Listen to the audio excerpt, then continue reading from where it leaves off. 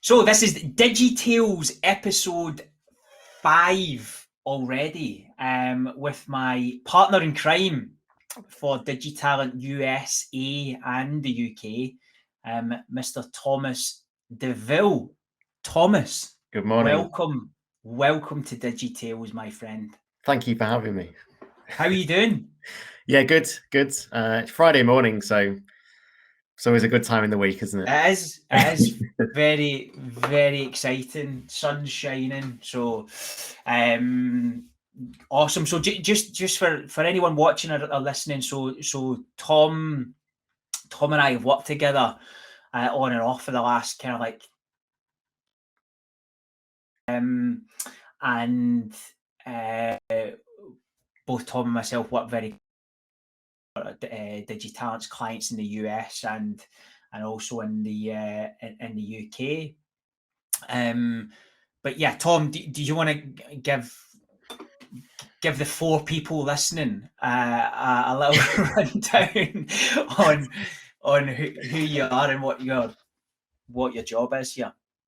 Yeah. So I'm a principal consultant at Digitalent. I think we first met about sort of 11 years ago now, Chris, something like that. 11?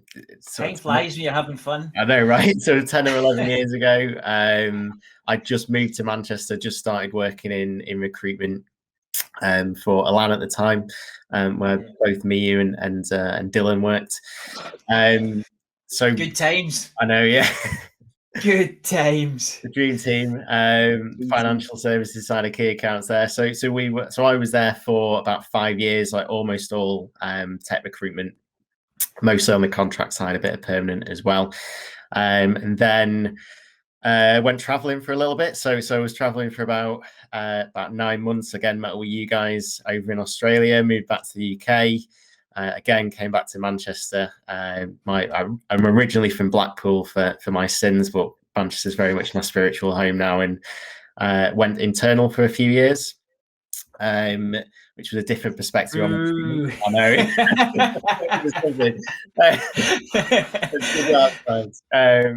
Different perspective. They're all throwing vegetables at you from the stands. Yeah. It's like, oh, boo. Nah, I'm joking. Definitely. For any internal recruiters who are watching and listening to that, we do love you. I think it gives me a good perspective on the other side, and a good. It means I can be like, oh yeah, these agencies, right? Do you know what? Do you know what? I've said this to you so many times before. There's very, very few people that I know in the industry who have successfully gone from agency land to internal for a considerable amount of time as well. So how long were you doing that? Like 4.5 years or 5 years? There, I was about 3.5 years. I was there. 3.5 years, sorry, yeah. And then switched back to agency side and continue to be successful across both camps. It's very commendable. It's not that many people I know who've done it.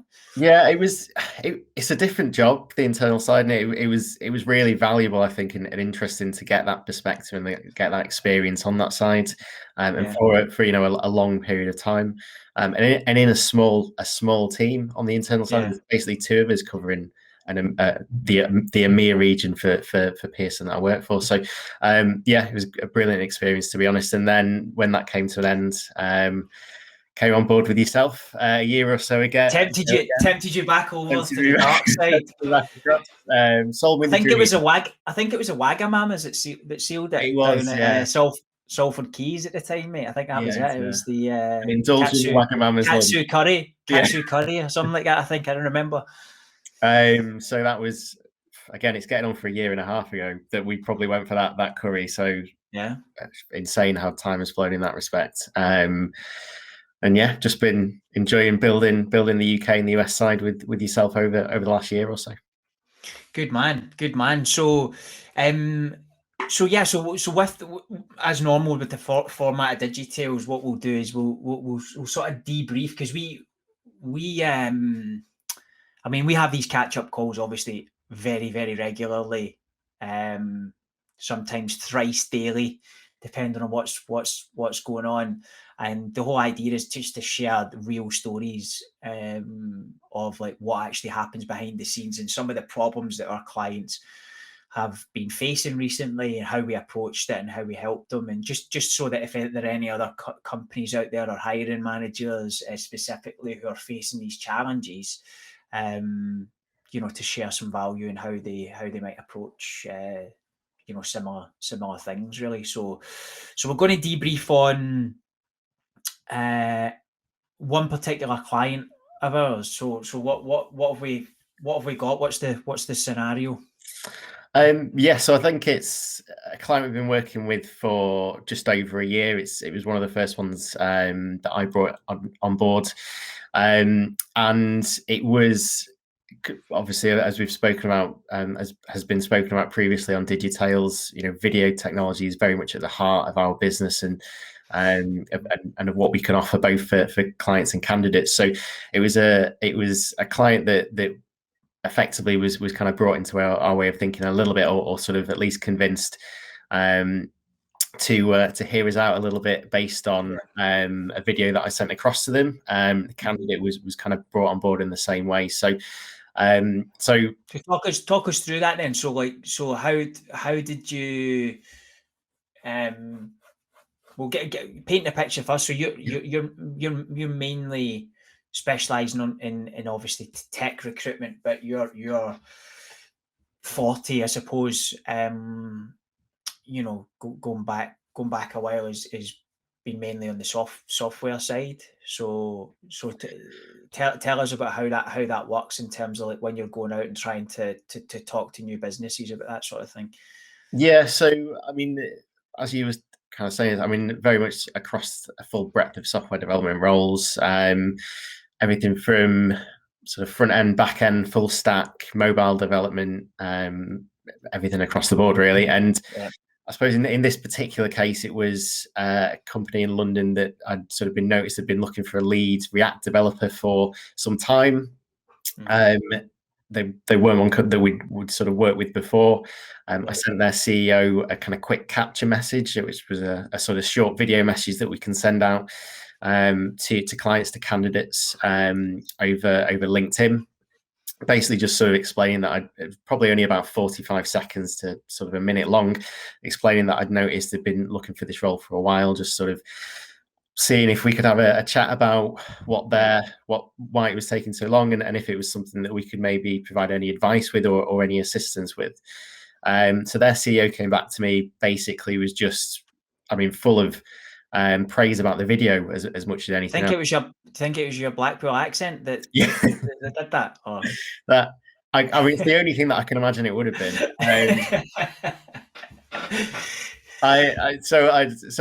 He sort of said that, I think from his point of view, as with a lot of hiring managers, a lot of business owners, he gets approached by a lot of recruiters every day, and it's the same message that, there's no kind of effort gone into it. It's just a standard thing that might have gone out.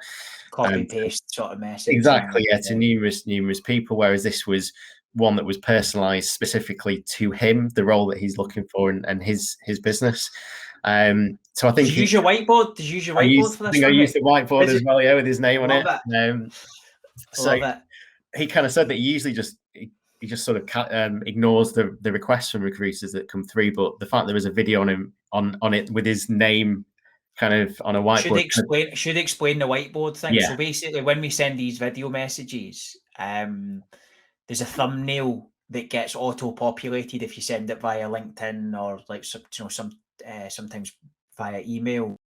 And the thumbnail is actually really important because it's the first thing that catches your eye. It's not just a link that we send, and stuff. So what we tend to do is we've got a little whiteboard. I don't know where mine's is, or I would show you. You got yours, yeah? I do, but there's a name on it, so I'm going to try and hide the name. But yeah, that.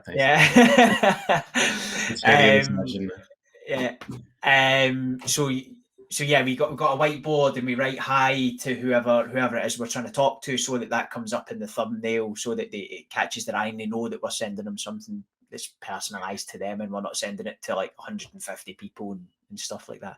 Yeah, so we'd sort of seen that, and it kind of piqued his interest. Watched it and realized that, I hadn't just seen, I'd actually looked into them and what they were looking for. I'd seen that this had been the case for a while, that they were looking for this role.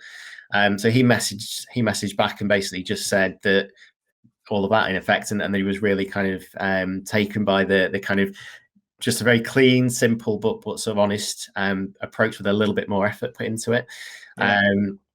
And that it was actually something that he's forwarded onto his sales team as an example of something they should look into to use themselves, and that it'd be kind of worth potentially having a quick chat. So anyway, had a quick chat with him. It turns out that they actually had someone at quite an advanced stage with their role. Right. But I kind of said, well, obviously really good to have a chat with you anyway. I'll sort of touch base and with you in maybe in a couple of weeks or a few weeks, or very happy to speak to your head of engineering and just sort of see how that's going, just in case anything happens. As it was, the candidate they had wasn't going to be a good fit. So he kind of reached back out to me again and sort of said, well, or maybe I reached out to him, I can't quite remember, a couple of weeks later just to check in, and he said, well, actually it's probably not working out with this candidate that we were aiming for, so it would be worth you speaking to our head of engineering. So had a quick chat with him. I think from his side they were using another agency, but they hadn't been receiving many applicants through. They obviously had one that had piqued their interest to an extent. Yeah. But other than that, I think they'd maybe only received one other candidate from them, so they were kind of desperate to get someone in. This was a fairly key, like I say, it was a lead React engineer for a sort of key product for them. So it was quite it's a tough role. That it's a tough role. It's a difficult market in London as well, because at the time, this is pre-pandemic, so it's not like they could reach out to people offering a remote role. They needed, at that point anyway, they were looking for someone who could be in the office at least a few days a week. Yeah, and that kind of market in London especially is like heavily contract focused as well. And this was a permanent role, wasn't it? So it was, yeah. So I suppose in that respect, it's easy to see why the other agency maybe weren't getting as many candidates through. I suppose this is the other side of the videos that we send across, because then when I was approaching candidates, I'll do exactly the same as approaching clients. So I can send it a little, particularly with markets like that are quite difficult to kind of make hay in. Because a similar short sort of video message just explaining the role that we've got, explaining obviously that I've kind of looked through their profile and sort of how it might kind of tie up to that. So that's exactly kind of how I was approaching candidates, and got quite a few candidates coming back to me, if nothing else, just kind of expressing some interest in sort of hearing a bit more about it, or because as much as anything I'd sent a short video capture message to them that piqued their interest. Blackpool accent again, mate. Blackpool accent, and double whammy. These are candidates that will be receiving a lot of messages, so they need something that will cut through the noise sometimes. And that short video, again, especially in London, because it's like, I think London's like the most. So we've found that, haven't we?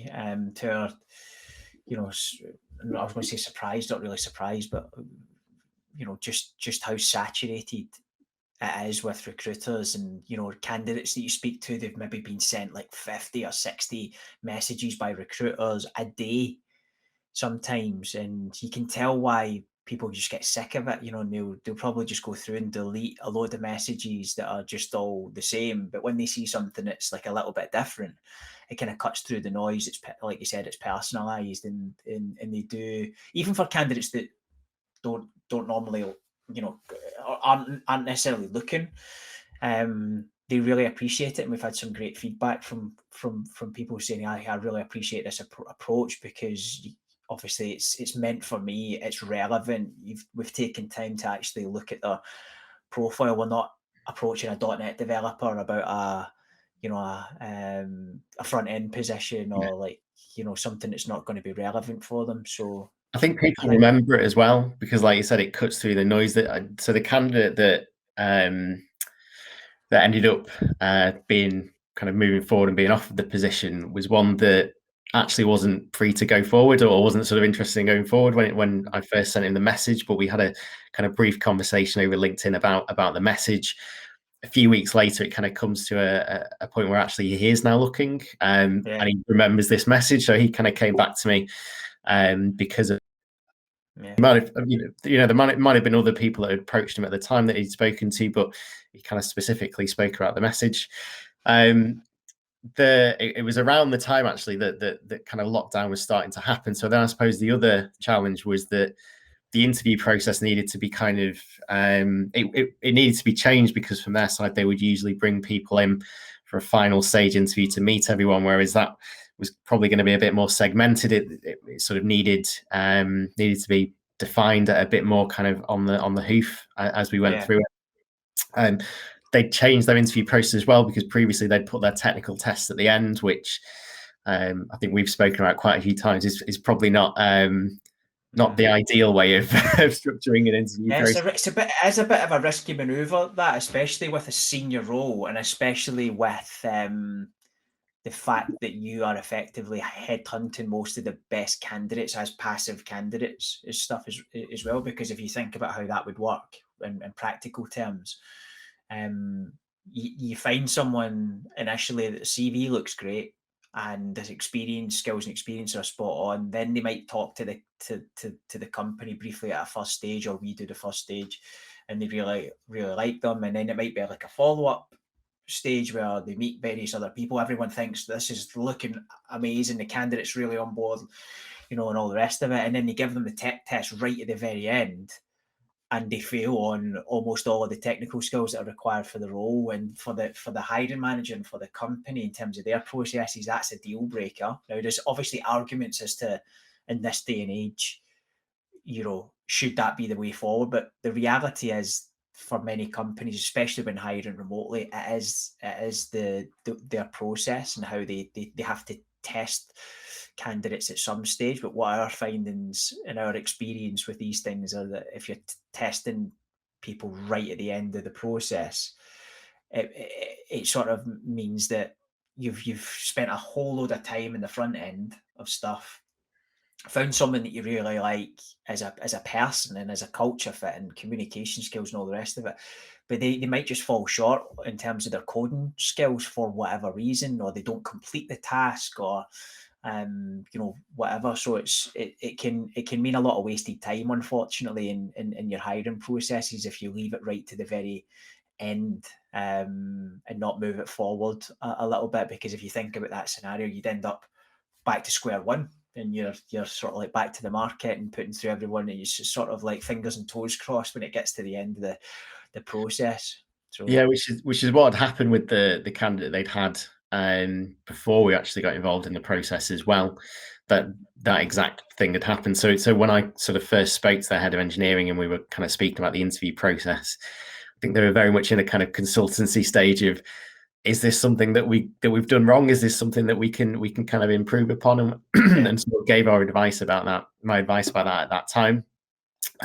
So that obviously then kind of future candidates, and with the successful candidate, it could be effectively a short conversation to begin with, and then the technical test, and then it kind of went on to the final stage, which was, it took a bit longer, it was a bit more segmented because, as I mentioned, lockdown was kind of coming in at the time. But I think both sides were kind of managed quite well in terms of the client and the candidate, just to sort of almost sort of bear with us on this. Obviously, it's quite a changeable situation in terms of the state of the world at the moment. So things are going to move forward. It's just that things are going to move forward over video now, as opposed to, it seems strange that was such a strange thing a year or so ago, given where we are now, but it was at the time.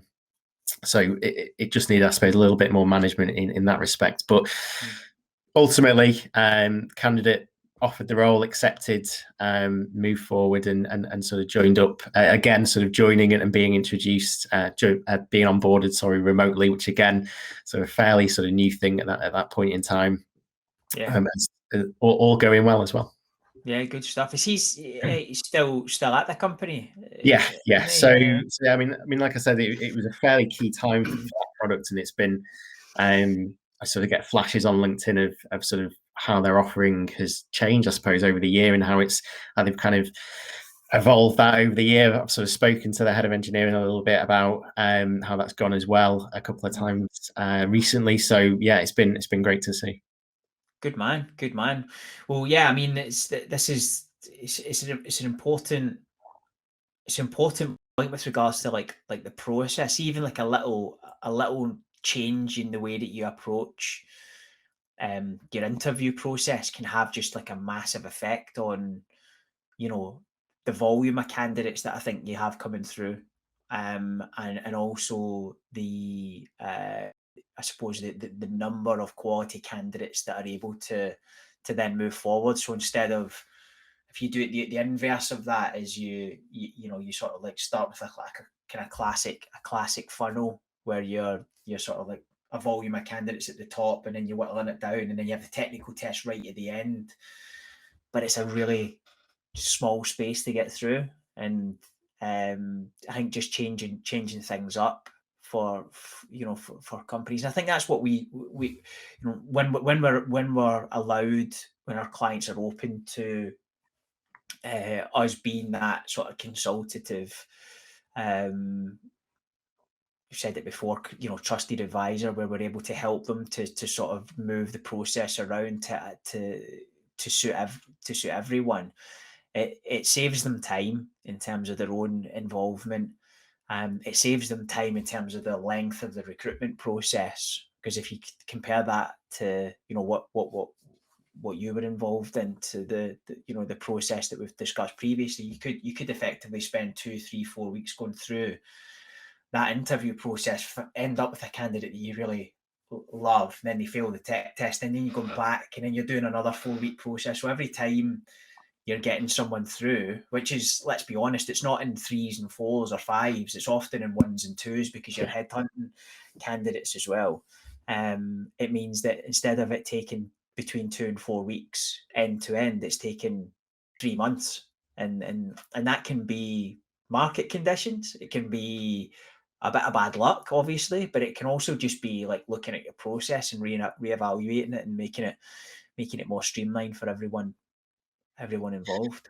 Yeah, and I mean, it says a lot for having obviously a good level of communication and trust, but also having that buy-in from the client as well. A client who actually values your involvement in the process, as someone who deals with this effectively as a job, as obviously our careers. That they have said they've kind of set up a process which, in their minds, is a good process, and it might well be, it might just need a slight tweak or a slight refinement, and that's where it's fallen down before. But kind of being open to saying, is this how we should be doing things? Can we be doing things slightly better? Should we completely change it? Like, how is the market reacting to this at the moment, where it might have been a year ago a fairly standard way of doing things? Is that still the case now, or have we sort of dropped behind the times a little bit with that respect? Yeah, I think as well, for that type of company, because that company deals with all manner of really innovative technology, including like artificial intelligence and some really powerful tech that sits behind it. So I think what happens with some companies of a certain size is they have a recruitment process which they have across the whole business, and then they try and sit that on top of hiring engineering candidates, and all they do is technical test at the end. So I do think that with it being such a different role and such a different requirement, and that you need to test the coding skills, whether it's done on a platform like HackerRank, for example, and you send that out as a sort of take home test, or you do a pair programming exercise. Again, you could use HackerRank or other platforms out there, or you just have a technical interview. I think it's always best having that earlier in the process, so that you know what you're working with. It's very difficult though to make that the first thing in the process. Let's be honest, because especially when you're dealing with senior candidates, and like we've mentioned, you're headhunting candidates who are passive, like the candidate that you mentioned, who necessarily might not be looking. If you throw a tech test at them straight away as the first stage, you're not going to get a lot of buy-in, because they've not talked to the company. Depending on it, I mean, there's a whole other probably episode talking about technical testing. We could go probably 5 episodes. We could talk about that. Some companies are, like, as we've seen, 8 hours long. I know. 4 hours long. Some are an hour, some are 45 minutes. So I think there's got to be a sensible approach there to that as well, which is another conversation for another time, as to like how you approach that, and bearing in mind that there should be a difference between how you approach that for someone who's applied and who's looking actively, who might not mind putting 4 hours or I would never say 8 hours, but you know, that's crazy when you think of stuff like that. It's like a whole working day, just on one company. And these people might have multiple opportunities that they're looking at as well. If you look at that, it's like that's literally like a full-time job, just replying to, you know, technical tests over a few weeks. But yeah, there's definitely I think things you can do to make things easier, but it's also often very difficult to test them right up front if they're a passive candidate. You know? And that's it's another part of it as well. I mean, the so-called war for talent. It's such a competitive market at the moment. Going through, let's say, a half-hour first stage, an hour second stage, and then throwing a technical test at them, they might have 3 or 4 other opportunities on the go that they've already completed the technical test for. They just have to do the final interview for. So, yeah, rather than them spending, let's say, the whole weekend doing a test, they might kind of think, well, I've got this other opportunity that I've got a final interview for on Monday. I'll probably see how that goes before spending all of my free time alongside having a day-to-day job 5 days a week as well on doing that test at that stage.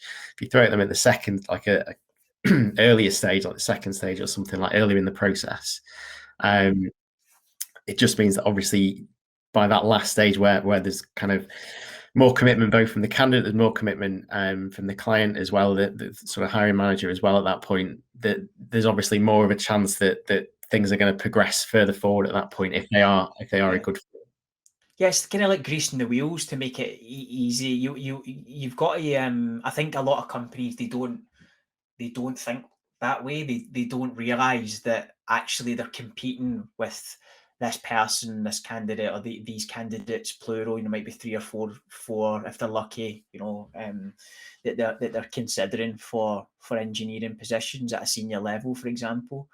And I don't think enough thought process is given to the other companies and what their processes are like, and how are they making it really easy for candidates to move through the process relatively quickly, or are they you know, sort of inadvertently putting barriers and blockers in front of candidates, which is making their role in their company less appealing. It's an interesting debate. It's weighing it up, isn't it? Because obviously they need to put a process in place that's going to find the right person for them, both technically and as a sort of team culture business fit. But at the same time, they can't cut off the nose to spite the face. They can't just sort of put a process in that's going to put off so many suitable candidates, because other companies that they're in effect competing with have got completely different processes that are much more that candidates are much more comfortable going through. Yeah. No, it's an interesting debate. One for future episode, Mr. Deaville, I think. But yeah, thank you very much for coming on and talking us through that example. Look forward to having you on for future episodes, Thomas. Thank you. You'll have me back then. Okay. Yeah, I'll have you back for sure.